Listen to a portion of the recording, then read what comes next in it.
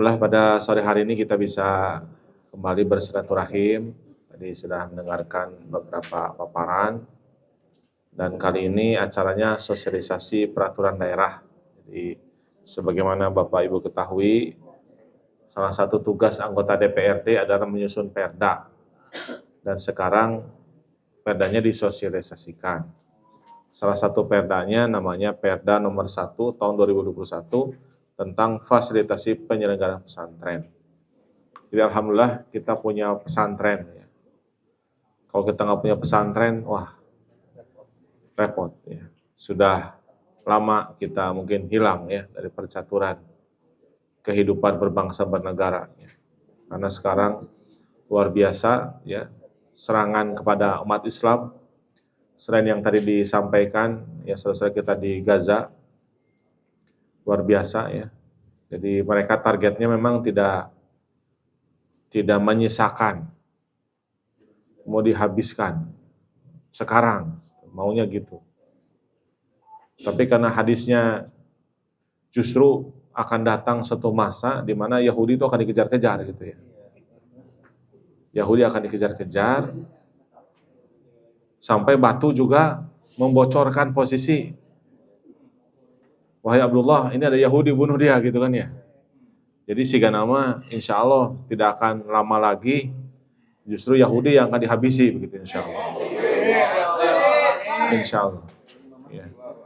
Jadi mereka niatnya menghabiskan gitu ya, justru akan terbalik malah mereka yang dihabisi. Insya Allah. Dan salah satunya adalah karena kita umat Islam punya semangat jihad. Jadi kalau diibaratkan dalam sistem pertahanan tubuh, jihad itu seperti imunitas, ya, antibody. Kita kemarin kena COVID, ya ternyata virus itu lawannya bukan antibiotik, Bapak Ibu ya, pilih gitu, kena COVID, nuang antibiotik, tapi namanya jaka sembuh, itu nyamuk. Jadi virus itu kalahnya oleh antibody. Jadi virus dengan antibody itu perang. Kadang kalah antibodinya sakit, COVID. Kadang COVID-nya, virusnya kalah oleh antibody, jadi kita nggak sakit. Kayak influenza gitu. Ini takdirnya begitu. Ini juga sama, ya. Yang Allah takdirkan menghadapi Zionis Israel itu, saudara-saudara kita di Gaza. Allah pilih yang menghadapi mereka. Nah hasannya seorang atunya, orang Bandung itu. Apalin orang Bandungnya. Masih lulus kene, ya gitu. Kualifikasi belum masuk, ya. Sehingga lawanannya gampang lahnya. Gampang lawannya gitunya. Jadi boneka we nu lucu gitu lawannya gitu. Karena ya sesuai dengan kualitas. Ya kan? Allah itu tidak akan berikan beban kepada suatu kaum kecuali sepadan kan gitu. Jadi makanya kalau kita merasakan hidup kita itu betapa berat ya hidup kita ya. Kesulitan hidup, ya persoalan, problematika berbangsa bernegara itu dibandingkan dengan sosial kita di Gaza itu tidak ada apa-apanya. Nah oleh karena itu maka saya kira kesempatan yang baik ini untuk menyampaikan kita punya perda ya tentang pesantren, dan pesantren menjadi sangat penting dalam menjadi benteng kehidupan berbangsa, bernegara, beragama di Indonesia ini.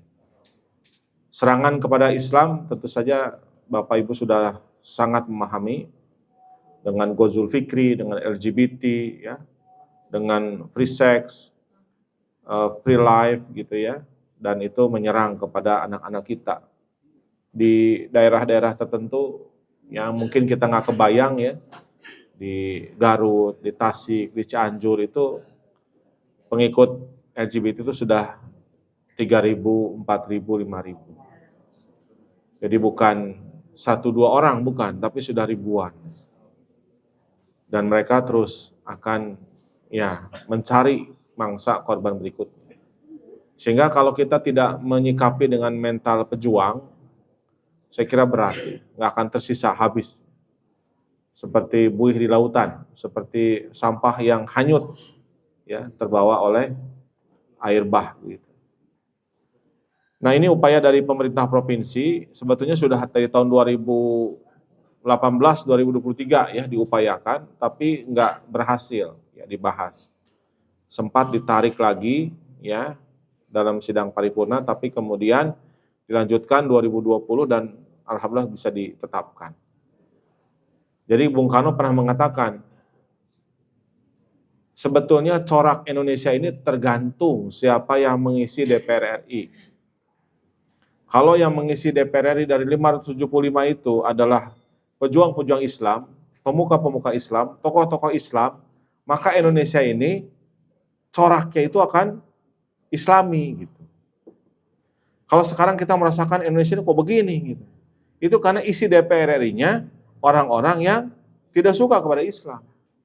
Makanya cenderung undang-undangnya agak ke kiri-kirian gitu. Nah, kenapa kok agak ke kiri-kirian? Ya karena masyarakat memilih anggota DPR RI yang mungkin ngasih duit 50.000 gitu, langsung leah ke duit 50.000 oke gitu. Ya, akhirnya jadi ya begini gitu, jual putus. Ya sebetulnya kalau dari Jawa Barat alhamdulillah gitu ya. Ya syukur jazakumullah atas doa, atas dukungan Bapak Ibu ya, sehingga di DPR RI dari Jawa Barat dari PKS 13 kursi.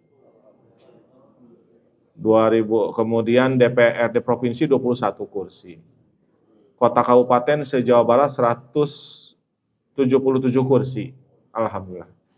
Tapi belum cukup mewarnai Jawa Barat bahkan Indonesia supaya arahnya lebih kanan. Nah ini yang saya kira kita penting jadi perhatian. Nah contoh produk yang lebih Islami ini Perda pesantren karena gubernurnya kemarin 2 periode dari PKS. Ya kita alhamdulillah sekarang sudah meningkat dan mudah-mudahan ke depan ya tidak hanya Jawa Barat tapi juga nasional.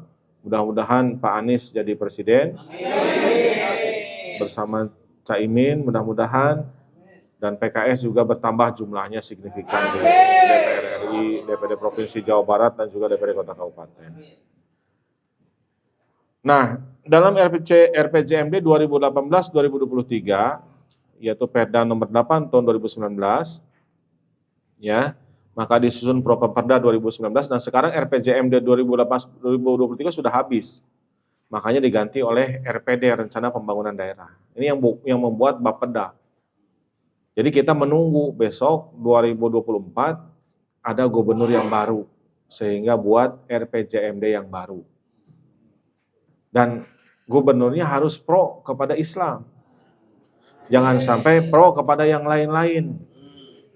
Ya, saya nggak boleh nyebut nama ya. Gitu. Jangan. Pokoknya mah eta we gitunya. Jangan sampai kembali. Siap? Siap. Jangan sampai kembali. Yang sudah pergi biarlah dia pergi. Jangan dikembalikan. Ya. Karena nanti jadi bikin patung ya. Saya kan nggak boleh nyebut nama ya. Bapak-bapak, Ibu sudah tahu. Kalau masih bingung tanya Ustadz Roin, dia siapa?